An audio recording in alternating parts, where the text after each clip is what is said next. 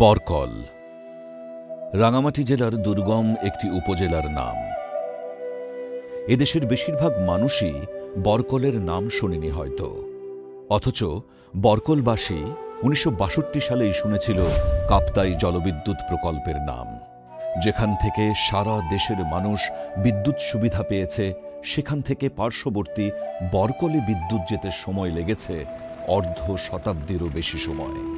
প্রকৃতির সন্তান বরকলবাসী এবং তাঁদের পূর্বপুরুষ কল্পনাই করেননি তাঁদের ঘরের আঁধার কাটবে বিদ্যুতের আলোয়।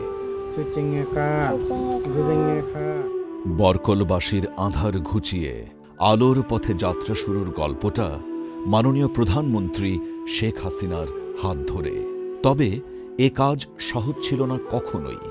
পাহাড় থেকে পাহাড়ে বিদ্যুতের সংযোগ দিতে বিদ্যুৎ কর্মীদের করতে হয়েছে নিরলস পরিশ্রম। তারপরেই বদলে যেতে শুরু করেছে বরকলের মানুষের জীবনযাত্রা। যখন বিদ্যুৎ ছিল না তখন অনেক কষ্টে কাজ করতাম, তখন সময়ও বেশি লাগতো এবং দ্রুত কাজ দিতে পারতাম না। বিদ্যুৎ আসার পরে আমরা দ্রুত ডেলিভারি দিতে পারতেছি এবং আগের থেকে লাভবানও হচ্ছে। সেজন্য প্রধানমন্ত্রীকে আমার পক্ষ থেকে ধন্যবাদ জানাই। দৈনন্দিন নাগরিক সুবিধা পেতে এখন আর কাউকেই রাঙামাটি শহরে আসতে হয় না।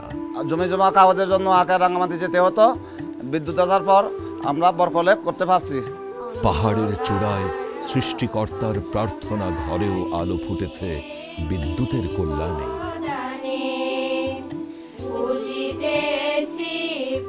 সাংস্কৃতিক আগ্রাসনের গতিপথ পাল্টে দিয়ে নিজেদের সংস্কৃতিকে বিশ্ব দরবারের সামনে তুলে ধরতে পারছে তারা শুধুমাত্র এই আধুনিকায়নের ফলে। করোনাকালীন সময়ে শিক্ষা কার্যক্রম সমুন্নত রাখতে টেলিভিশনে পাঠদানের পদ্ধতিও এখানকার শিক্ষার্থীদের জন্য সম অধিকার প্রতিষ্ঠা করেছে। করোনার সময়ে স্কুল বন্ধ থাকার সত্ত্বেও বিদ্যুৎ থাকার কারণে আমার মেয়ে টেলিভিশনের মাধ্যমে ক্লাস করতে পারছে। কল্পনাতীত এই আধুনিকায়নের পথ আরও সুগম হবে এমন উচ্চাশা এখন আর কল্পনা নয়।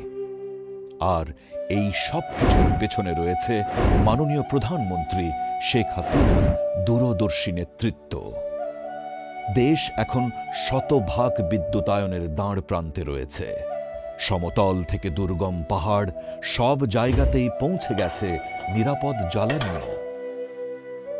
দেশ জুড়ে উন্নয়নের মূল স্রোতে এক সুতোয় গেঁথেছেন জাতির পিতা বঙ্গবন্ধুর কন্যা মাননীয় প্রধানমন্ত্রী শেখ হাসিনা। তাঁর জন্মদিনে জানাই শুভেচ্ছা। শুভ জন্মদিন মাননীয় প্রধানমন্ত্রী।